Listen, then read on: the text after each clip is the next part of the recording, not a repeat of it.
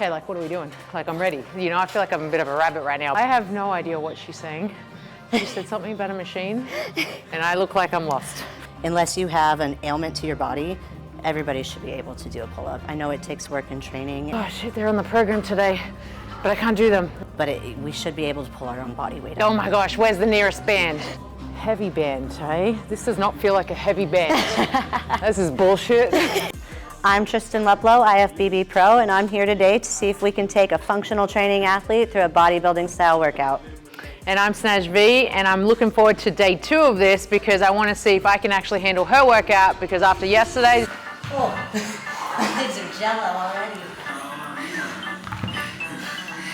I'm ditching my weights. It's going to be an awesome day. Let's get it. We're at BK Strength, which is Bedros Keuilian's private gym. We're super fortunate to have access today where I'm going to be actually going through one of her workouts and seeing if I can keep up with her after yesterday's. And we're actually going to hit a training style that I'm doing in my current programming within my progress season, so it'll be really fun.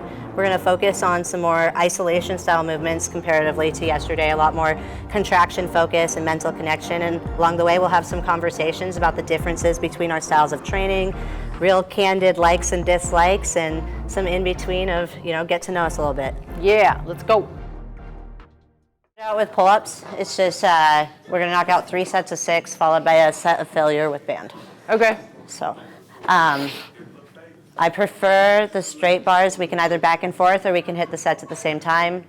Either way doesn't matter to me. Rest breaks are important, so we could go between each other too. Okay.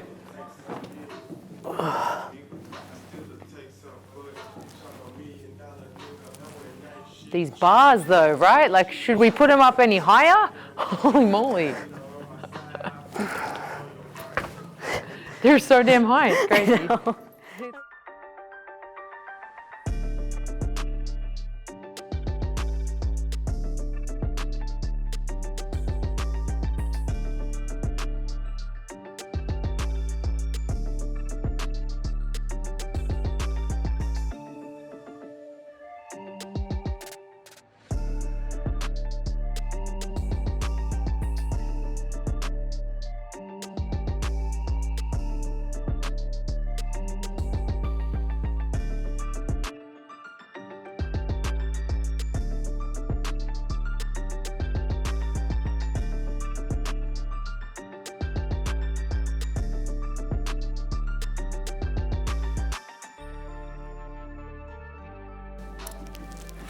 Biceps are flexing out your shirt. I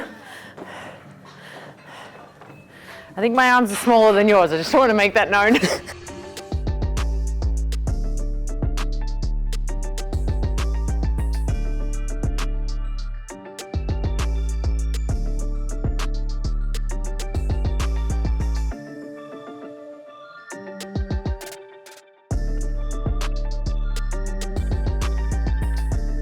What's your max pull-ups you can do unbroken? I think I did a competition at the Arnold once and I got 17. Nice. That was in like 2019. Nice. I don't think I've done a fail set since without a band. Just 'cause it's my cap, but I should test that again sometime.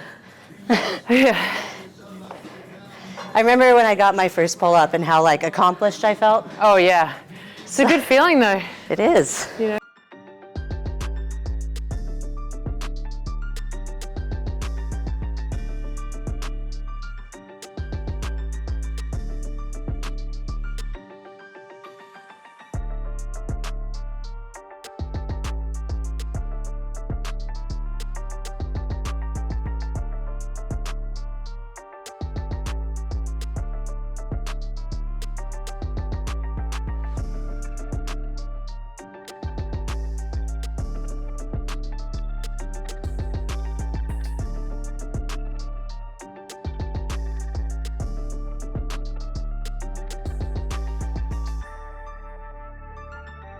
What's the next one?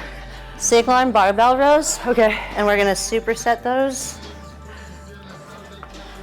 With, a little bit of delt.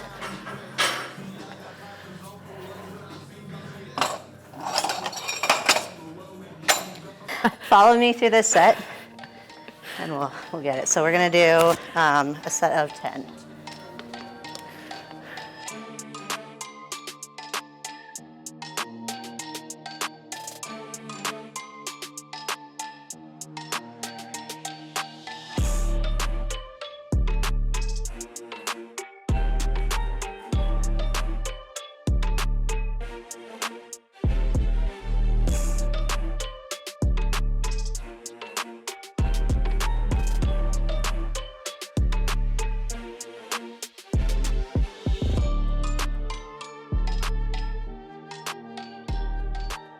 How many sets are we doing of this? 3. Okay. So with here, we focus on flexing our elbow back behind our rib cage and getting a full extension at the bottom.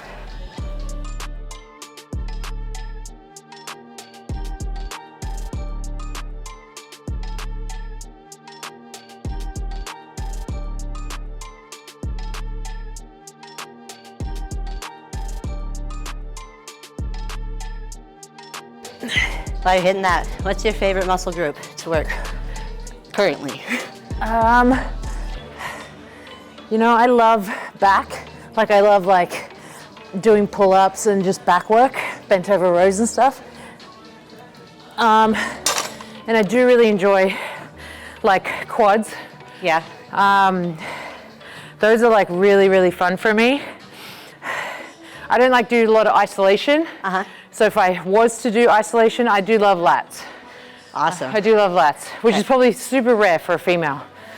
I think so, because it takes so much work to actually get a strong back, and it's not till you have a strong back that you really enjoy it. Oh yeah. We're gonna come right over here. All right, we're doing Rear delts. Let's see.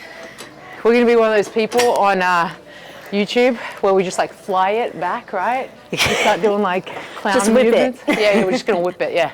Have you seen the videos of the people who dang near touch their elbows behind their back? I don't wanna know about it. It's terrifying. I mean, I think like with athletes, specifically people who like do a lot of movement, we tend to be a little stiff, right? We're not like the average gymnast out there that can just do like crazy ass things. Oh yeah. But I get it.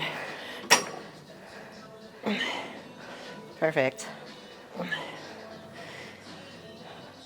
When you first got into fitness, think back, like what was your least favorite muscle group to go in and hit? What intimidated you the most in the beginning? Oh, that's a good one. It was pull-ups actually, because I couldn't do them. Right. And I was like, I can't do these. Like, and just no matter what I did, I couldn't do them. Because you know how you have to do them for a long time? Yeah. You know, so I think it was pull-ups because I was like, oh shit, they're on the program today, but I can't do them, and that sucked. So that was really intimidating because, you know, especially if you go to like gyms where I trained with a lot of like men athlete, right? Like they were in their sport, they were like pros, so they might have been, you know, pro cyclists, basketball players, and so like they would come in just like bust them out, and I'm like, oh my gosh, where's the nearest band? So that was definitely an intimidating factor for me, for sure, when I first started. What about you? Probably similar. It was probably had to do with pull-ups, but then squats as well. Oh yeah. I didn't understand, and I was definitely a quarter squatter in the beginning. I could see people looking at me, so I was like, you know what, I'm just gonna not do it. And it probably took me 2 years into my lifting to finally understand, like, oh, this is how you squat under the bar. And it's crazy, like, just getting confidence and a little direction from somebody completely changed the trajectory of how I was sculpting my physique, because now I could add in this compound lift I wasn't doing before, or I could add in pull-ups, which I think is the most amazing foundation to a strong back. I think that unless you have an ailment to your body, everybody should be able to do a pull-up. I know it takes work and training, but we should be able to pull our own body weight up. Yeah.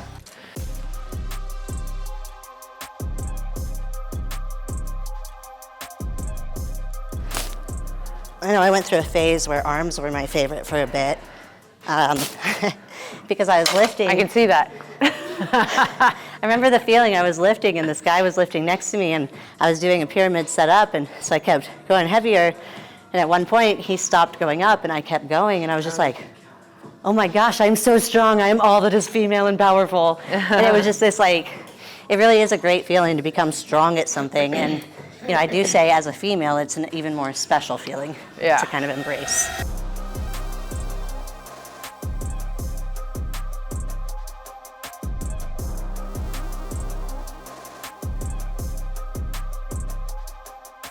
Well, I guess it comes down to what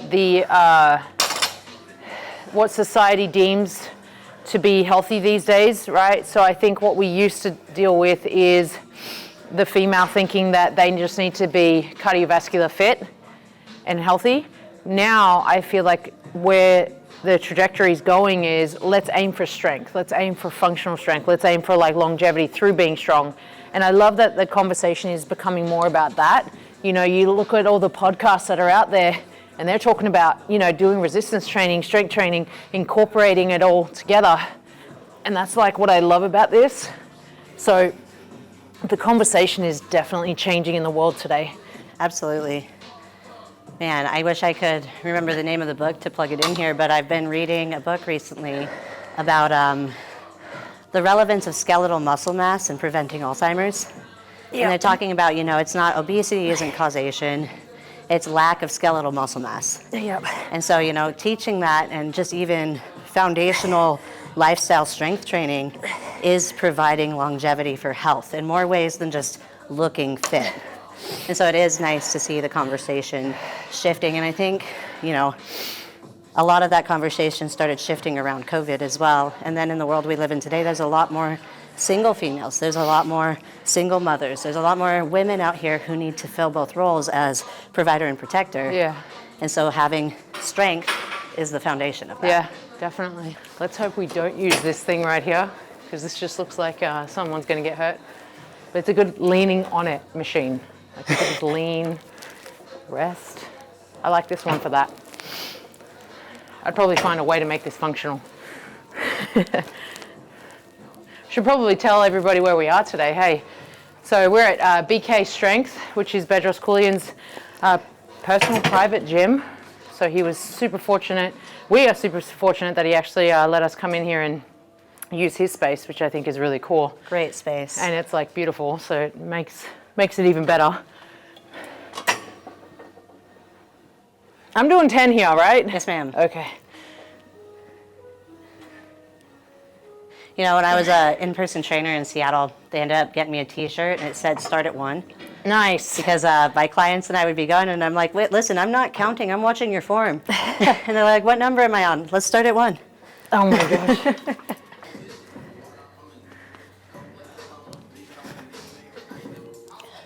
Snash, why'd you move here from Australia? Oh, that's a great question, and not a good answer, but I tore my ACL. I was actually one of 20% of cases that tore it the way I tore it. So I got hit on the field, the way and the direction and the angle that I got hit, it caused me like 6 different damages. And so my leg was pretty messed up, and it took me about 13 months to get back onto the field. And at that point I was kind of thinking like maybe I should give up the sport, because I played pro for 7 years in Australia. Right.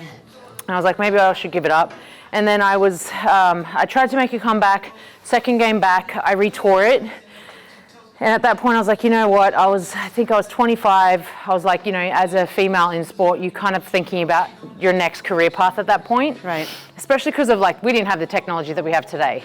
So I was like, okay, maybe it's time for me to, you know, look elsewhere and go all in on fitness, because I was still training people, and I was in the world of fitness. I had finished my bachelor's degree. So I was like, maybe I should go all in on my career path now. I was in a relationship with someone from the US. So I was like, it took me 3 years to bite the bullet and go, you know what? I'm gonna go and work for a gym in Orange County, you know, make my relationship work. Within 5 months, both of them failed. So I was stuck here with like no one and nothing, lost all my money, got completely like pretty much like broke, tired, uninspired, depressed, the works, and I was like, I'm going to go back home. And I had about 3 really, really close friends at the time that said to me, you need to stay there. I'm like, stay here? I have nothing here. Like, I don't even know how I'm going to survive here. They're like, you'll figure it out, just stay there. So I went and worked at a yoga studio, which is super random. Worked at Equinox. Do you know what Equinox is? Yeah, so worked at Equinox, worked at 2 other gyms, worked 4 jobs, like the American dream. And so I worked, figured it out, and I was like, you know what? I need to make this shit work. I need to do something. I need to change my life. I need to change myself. Did therapy, quit most of my jobs, and opened my own gym. I'm going to say that is a pretty impressive answer, actually. Yeah, so that's what made me come here. I mean, so I came here for the wrong reasons. I stayed for the right reasons. So would you say you found your version of the American dream here then? Oh my gosh, yeah. Like now, if I was to rewrite my story, which I have, but if I was to fully rewrite it, I would definitely go, you know, learn as much as I can about America, right? At the start, because I didn't know anything. I had to learn the hard way. Find people that can teach me things faster. Skip some of the lessons, really. And I think that when you understand how this country can be the opportunity, I think you can really, really take advantage of it. But I didn't understand it until I was here. Like, I was a little bit late to the party, let's call it that. I wish I had certain people in my corner at the, quicker. Yeah. I mean, I understand that in relevance of like career, even with my career in bodybuilding. Like my first 3 years, I didn't even think about going into a pro league, and I didn't have the kind of coach that was having those conversations about potential and longevity and career path. And I didn't get that until my 5th year in bodybuilding, and that's when I hit overall. Yeah. And I'm like, wait, there's more to this. Yeah. If I would have known that earlier, I would have pressed. But then you look at like, what could I have done to figure it out earlier? And I go through those thought processes all the time, but in the end, I'm just, okay, how blessed are we that we found our footing? Yeah, for sure. I think the biggest hack is the person. Like, you got to get to the environment. Mm-hmm. Like, who is in the position you want to be? Go and be around them. Like, that's I think where the game changer is. Absolutely. I think I know people talk about it, but I still think it's completely undervalued, the importance of your circle, who you're having conversations with, who you're sitting at the table with, these people are going to stimulate your thoughts all day. Yeah. Which direction are they taking them? Yep. Yeah, I'm big on that. I love that. Neutral to between neutral and wide, wherever fits best for your shoulder mobility. Let's think about that. I'm like, where's best? There is no best. Let's just pull it down. What's like your thoughts so far on like the style of workout? Like, how do you feel? How is it different from functional training? Well, it's definitely slower. But like that, I think with what I do, there's a lot of speed that's involved. So, and I'm just a fast-paced person in general. Like, I need to get things done quickly. So I think for me, it's like, okay, like, what are we doing? Like, I'm ready. I feel like I'm a bit of a rabbit right now, but, also, I don't know if it's just coffee, but it's just different, right? Like, there's a lot more focus though, right? There's a lot more focus on the actual task at hand. And I think that's really where a lot of this kind of changes a bit, Because you got to kind of like remember, a lot of what people do is, this is like people's style of training, right? Like, this is what they do. What I don't like about bodybuilding, and I'll be super transparent about it, is I feel like people don't train hard enough. Like, they go to the gym, they look at their phone between sets. They're not like really intentional about their rest periods, and that bothers me. Because every time I go to like a commercial gym and people like finish their set, they just get on their phone and they sit there and they're taking up the time in the machine, and that pisses me off. If you're one of those people, stop doing that shit. I mean, coming from bodybuilding, I concur. Yeah. She said it, y'all listen. That's the only thing I think what would be cool to change, right? Like, if we could change the dynamic. Like, so if you saw it yesterday in my gym, like, I didn't even know where my phone was. Like, my phone was somewhere else. I just wish that people were a lot more like that in commercial gyms. Like, when they go there, just go there and be there, be present. Get in your head, talk to people around you. But don't be scrolling. Like, what the fuck is that all about? Like, when I see someone doing that, and then they're like resting on the machine like it's a couch, I don't know. Let's not go any further with that conversation. I'll get mad.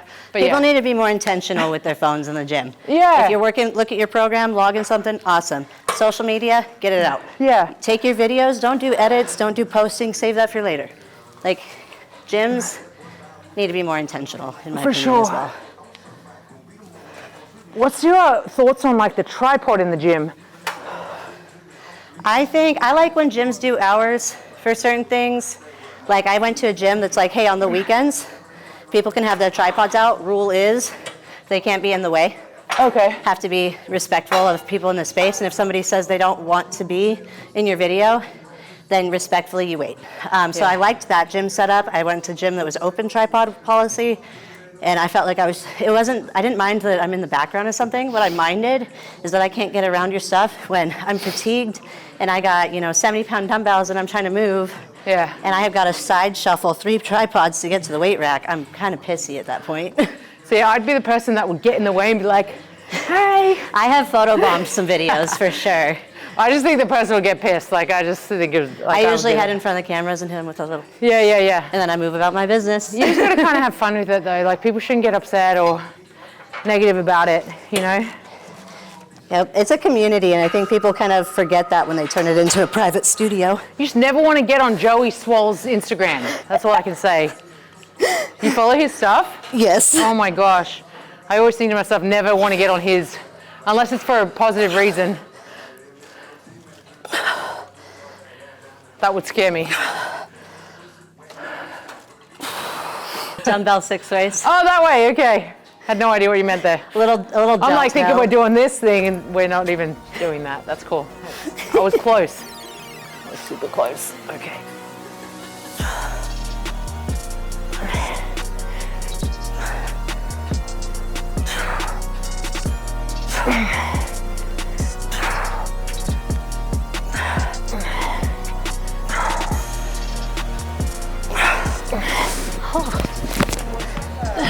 Someone said that actually. They said, does your video match your audio? Yes.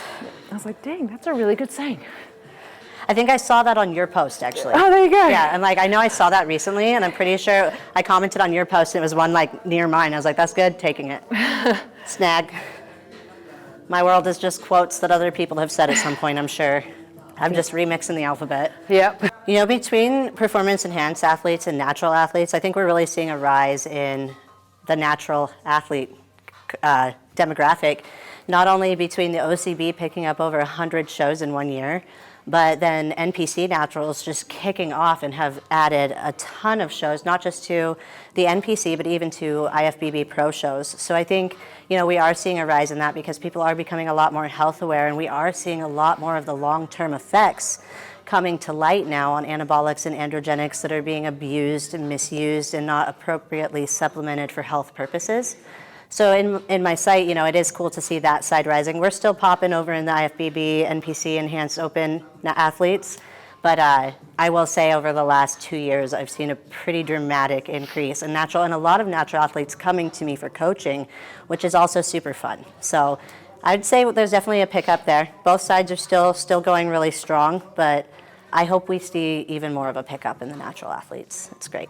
So you're hoping for like a second, like Arnold Golden era type of bodybuilding? I do think a second Arnold era would be awesome. The golden era of bodybuilding was so pretty. Do I think that everything, you know, evolves over time? Absolutely, and I think we need to save space for that as well. But them bringing in the new fit model division is bringing back in 2017 bikini, which is what it was when I competed in bikini.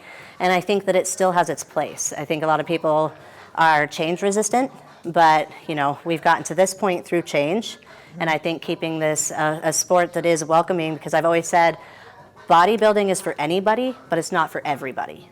And so keeping that inclusivity so that people who can find their footing and maybe want to compete in more of a bikini style physique and not in like a figure or physique or bodybuilding physique, you know, it is saving that space, and they're all hard in their own rights. So yeah, I think functional training and bodybuilding are similar in that way. It's like a mental game at the end. So like yesterday, Snash absolutely wiped the floor with me, and it was a lot of exertion for me, a lot all at once in a compact amount of time. Whereas, you know, with bodybuilding, it's a lot, but it's spread out because we do have those longer rest breaks, and we're moving between equipment, things like that. But at the end, I think they both take a certain amount of mental grit to be like, okay, here's my set, or here's the plan, and I'm going to hit it from beginning to end. I'm not going to skip things. I'm just going to go. And so I think in both senses, and I think, you know, I enjoy seeing the little bit of the mental hurdle for Snez here with having to slow down. Okay, I have to, you know, isolate some muscles. I have to think about contraction and squeeze rather than being the powerhouse that she is and just blasting through it, which I think both are so awesome after experiencing a workout with Snash, because like I said, that did absolutely wipe me out. It was awesome. So I think bodybuilding and functional training, or even high intensity, where they can coexist or even be similar is the intention and the intensity. So you could go real hard at bodybuilding if you want, right? Yes, you've got your rest periods that changes in high intensity, not so much, as the rest periods are very different, if any, but where you're actually doing the work, that's where I think the similarity comes in, because it comes down to the intensity. I think people get confused. That's like, we're trying to get strong, and in high intensity, you're just trying to get fit.